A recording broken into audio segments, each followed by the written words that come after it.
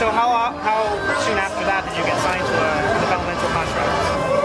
That year, 2009 in August. August 30th, 2009 was my first day. Okay. Oh wow. Okay. And then from there, you made just talk about the transition, the training that you went through. I mean, it's interesting that the diva side of things, it's interesting to get your perspective on what the training's like, how it compared to the men's side of things. Fortunately for me, I had Norman Smiley is my trainer. He taught me a whole lot from day one, all the basics, and Dr. Tom working with Dusty Rhodes on promos. For me, I was just very fortunate to learn from all of them, and the girls that I started with, AJ, Oksana, Caitlin, Tamina, a lot of us were all in development together.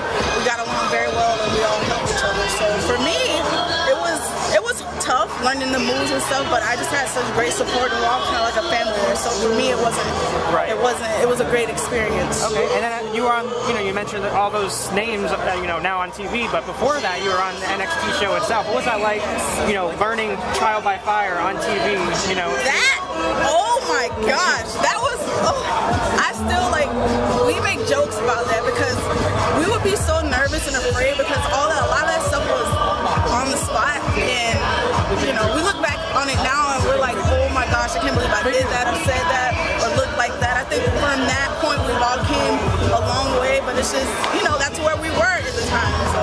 Was there an obstacle, one of the events that you guys had to do that stood out for you, like, oh my god, I can't believe I did that during the show's run? It was Talk the Talk challenge, and I think they would just give us a random word and we had to cut a promo on the spot, and I think my word was, gosh, I can't, this has haunted me ever since NXT, but whatever the word was, I just blanked out, and I was just like,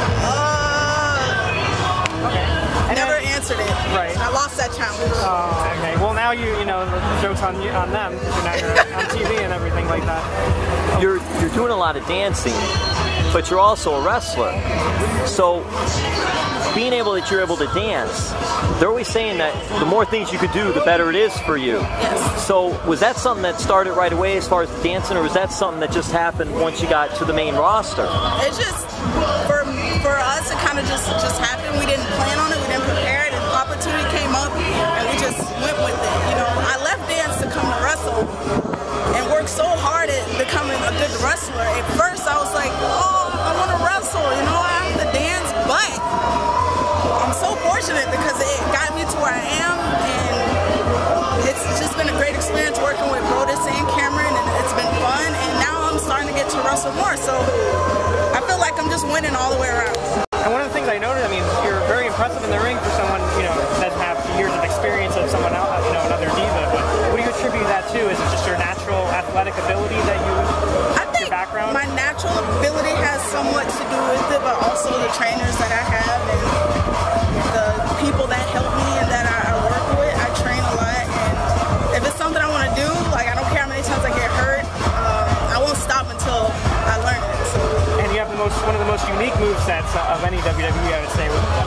Was that something that more is you that put that together, or something that said, oh, maybe you should influence, have a little dance moves in your moveset? I wish I could take all the credit for it, but Norman has helped me with a lot of my moves. Some of the guys, some I've thought of myself, but and then you've got I can't take all the credit. And then you got from Fanfare, Dolph Ziggler even put you over on Twitter. Yeah, that was cool. That's always humbling for me. Those are our peers, and being around those guys who are so amazing. Whenever you get a compliment from them, for me it's always a big deal because these are the people I look up to and I study and I want to be like so. Right. And how surreal is it for you, only a couple days away from being in your first in-ring WrestleMania match?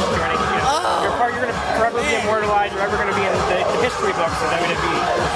It's incredible, and it's definitely a blessing, and I don't think it's going to really kick in and set in until I'm walking out, that I'm actually having a match at WrestleMania. I didn't think it would happen this fast, but I'm glad, and I think we deserve it, and we're definitely ready to show these Bella twins up. I want to throw a question about dancing because of the dancing background. You've got you've got Layla, you've got Chris Jericho, Dancing with the Stars, you've got Fandango, or however you say it, Fandango, thank you. Who is the best dancer in the WWE?